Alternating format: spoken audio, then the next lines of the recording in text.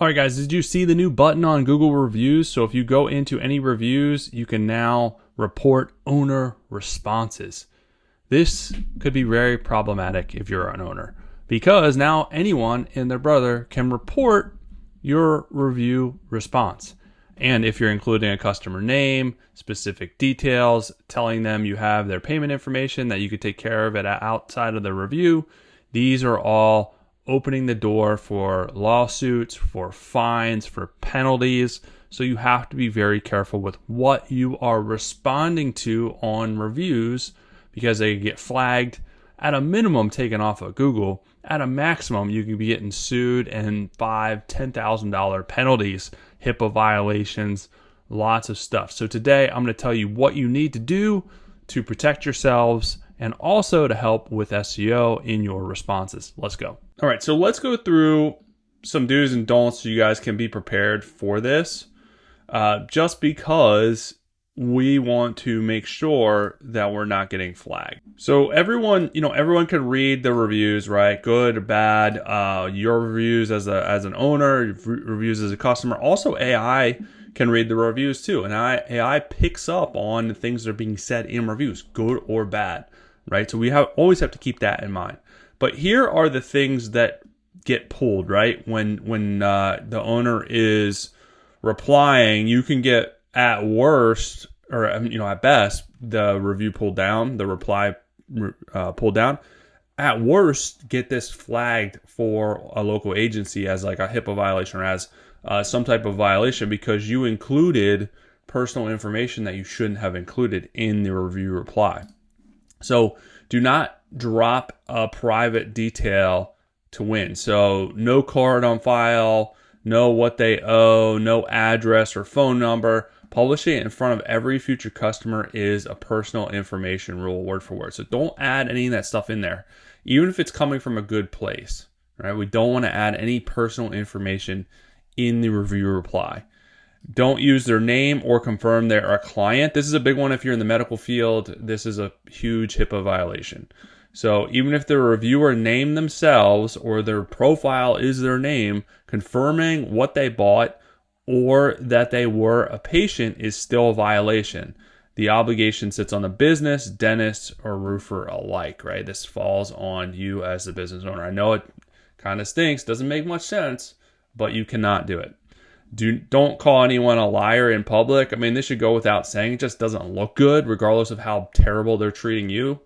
You're lying. This is a personal attack. Reads as harassment on day one. This is reportable, and it looks awful to the next buyer scrolling through. Don't write a long defensive timeline, right? I know we need, as a business owner, I get it. We feel the need to defend ourselves, and especially if we're being attacked for no reason or a reason that's not true. But you can't do a long-winded reply. It's not going to help you. It's also just noise to the AI and anyone deciding whether to call you. So don't do it. Don't go back and forth in an argument, reply after reply until it turns into a fight, lands under harassment. And this is one of the things that can get you in trouble. So none of it feels like a violation at 9 p.m. after a bad job. It reads like one to a stranger 3 months later. Also, again, this could be flagged as harassment. So don't do it. So here are some best practices that keeps you safe and helps with the AI. Helps from an SEO standpoint, helps with AI citations, AI overviews. It's not going to get you into trouble. So keep it a few sentences. Short and specific beats long and defensive every time. It's easier to write, and the version that stays up. One way of writing solves both safety problem and the SEO problem. On 5 stars, thank them and name the job. So naming the service tells the AI what you do and that it went well. Glad the water heater swap went smooth. Just taught the system you do water heater swaps. On 1 star, apologize and then move it offline. Say it missed the standard you aim for and ask them to call the number you provide. You get off the platform without naming them or what they bought. So it's pretty straightforward. Give us a call. I'm sorry this happened to you. Give us a call. Let us make it right. That's it. You don't have to defend it. Don't have to do anything else. Short and sweet. respond to everything. Profiles that answer every review show more activity, and Google has treated consistent management and trust signal for a long time. The button just raises the bar on what those replies should say. And then change what you asked for in the review. So skip the generic "please leave us a review." Like, you should be asking everyone for a review in your email follow-ups, in person, at any customers that you're dealing with. But after the job, send a short personal message or text. "Thanks for choosing us. Would you mind sharing that what we fixed and how it went?" This produces reviews that name the service and the outcomes. This is what's really important and helps from an SEO standpoint. Service outcome. That's what you have to keep in mind. So here are some examples. Here's like a 5-star review. "Thank you for your kind words. Glad the water heater swap went smooth. Appreciate you taking the time." Here's a 1-star reply. Sorry the experience didn't meet the standard we aim for. Give us a call at the number on the profile so we can figure out what happened and make it right. And then never publish this. We already have your payment details on file. We'll sort through this. We'll sort this out offline. This is a big no-no because you're letting everyone and their brother know that you keep payment information on file, and this is a big red flag. And it actually tells every future customer this person's card is sitting in your system, and this is the category that could cost money. So big no-no.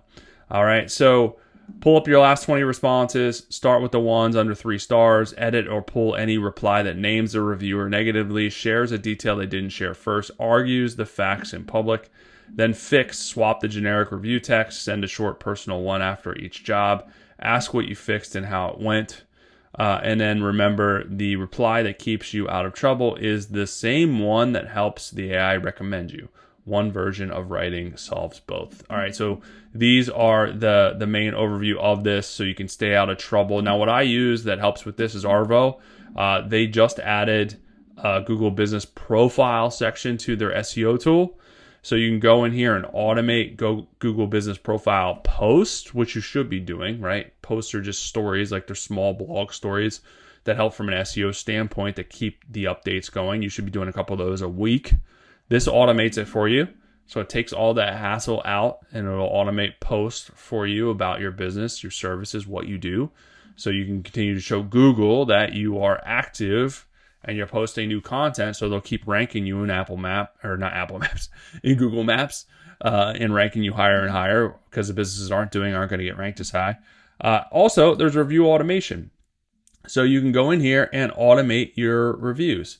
So I can go in here and look at my reviews, hit generate draft, and then it'll generate a draft, and then I can publish the reply as long as I like it. So this is one thing to kind of save you time, save you energy. Just kind of double check it and make sure it's meeting those qualifications. But usually most replies are pretty good, pretty generic. So with reviews, it matters the frequency you're getting reviews, right? And your activity with the reviews matters a lot. The number of reviews don't matter as much anymore, because there's a lot of businesses that have really good reviews from a couple of years ago and terrible reviews now, and they're getting absolutely raked over the coals. So you want to make sure now that you're getting consistent reviews and you're replying to those reviews consistently. That's going to help you the most when you're doing this.